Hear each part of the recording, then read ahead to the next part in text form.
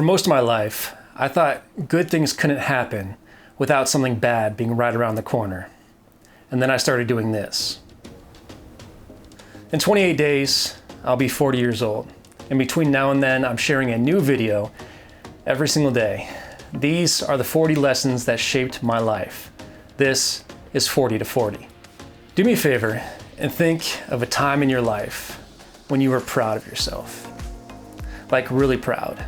Like take a deep breath, heart beating, grin you couldn't wipe off your face proud. What did that moment feel like?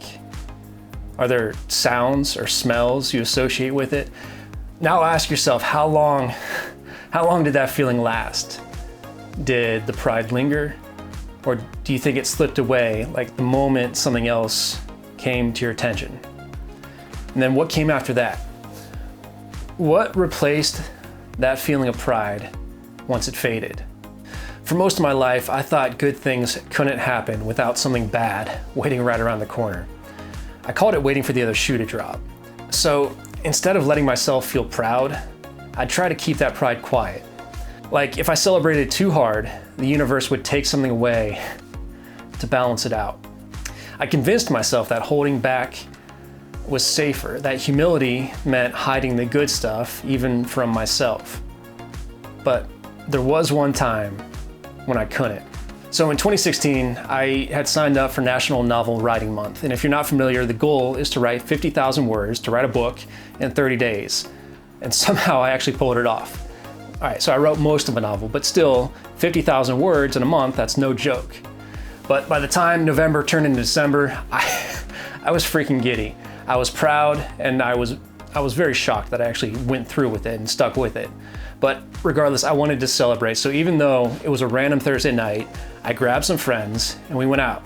Drinks, food, everything was just about me, which felt weird, but I was proud of myself. And they were happy for me. And they showed up. So no complaints there. But somewhere in the middle of the night, I started to feel like, I don't know, this strange emptiness. Kind of like, is this it? I'd done something that I never thought I could do, and I wanted the people around me to feel it as much as I did. But they weren't happy enough for me. They were supportive, for sure. They toasted, we all laughed, but in my head, they were throwing me a parade, like with banners and confetti. The world I had built in my imagination, it was impossible for anybody else to live up to. And so sitting there on a Thursday night with a few drinks, I realized I was disappointed. Not in them, obviously, but in how much I expected them to complete a feeling I hadn't even fully given myself. In the years since, I've learned one of the most important things I know. Be your own biggest fan. Not like in an ego way, not in a scream your wins from the rooftops way, but like in a quiet, grounded way that says, I see what you did there, and I'm proud of it.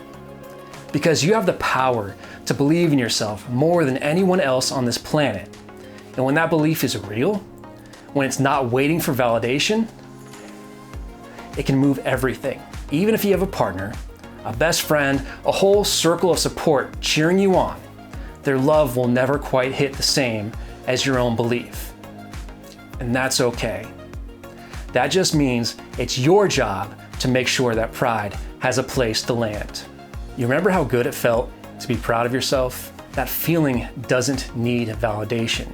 You don't need louder applause or a parade in your honor.